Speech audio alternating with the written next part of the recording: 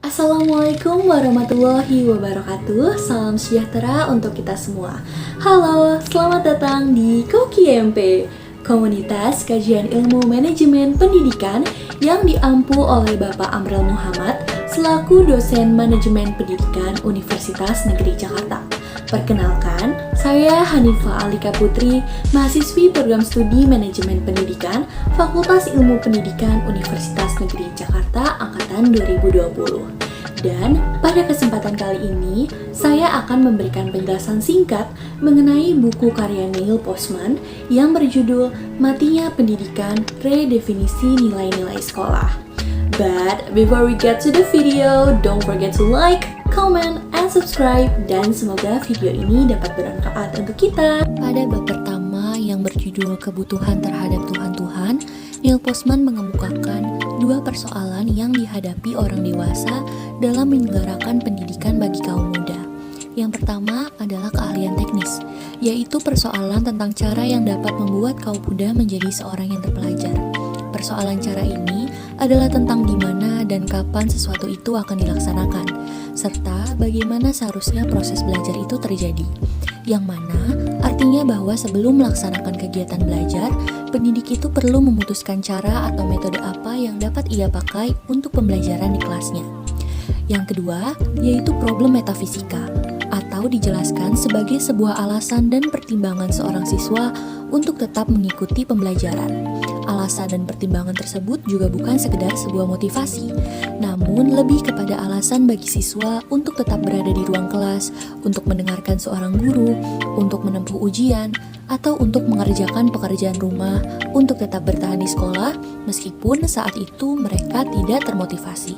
Selanjutnya, ada ungkapan yang menyatakan bahwa supaya sekolah dapat mencapai kemanfaatan, maka kaum muda, para orang tua murid, dan para guru di sekolah harus memiliki satu Tuhan untuk disembah, atau bahkan akan lebih baik apabila memiliki beberapa Tuhan.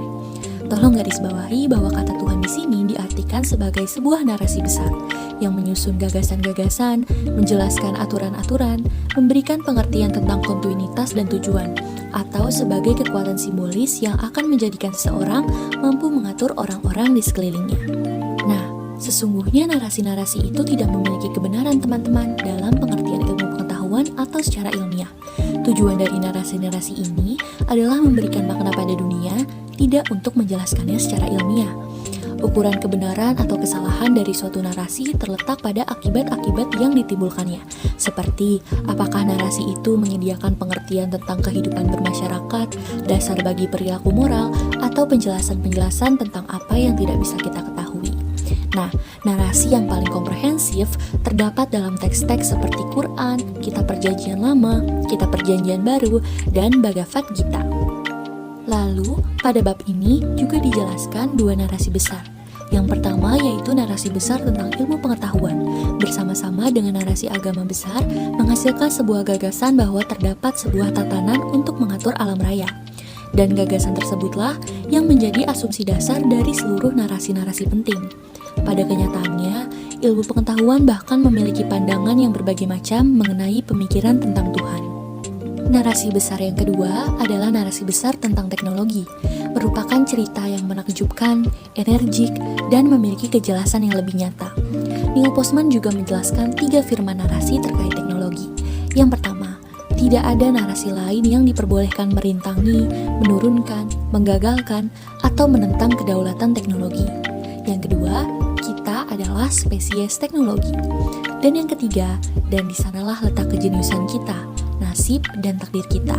Sehingga kesimpulan yang didapat yaitu bahwa teknologi mengganti kita dengan mesin-mesin, yang mana ini berarti bahwa ketangkasan teknologis dan kemajuan umat manusia adalah satu dan sama. Baik, sekiranya itulah yang dapat saya sampaikan mengenai buku Matinya Pendidikan, Redefinisi Nilai-Nilai Sekolah karya Neil Postman pada video kali ini.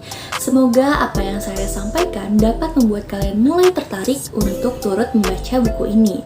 Sampai jumpa di video berikutnya. Salam pendidikan!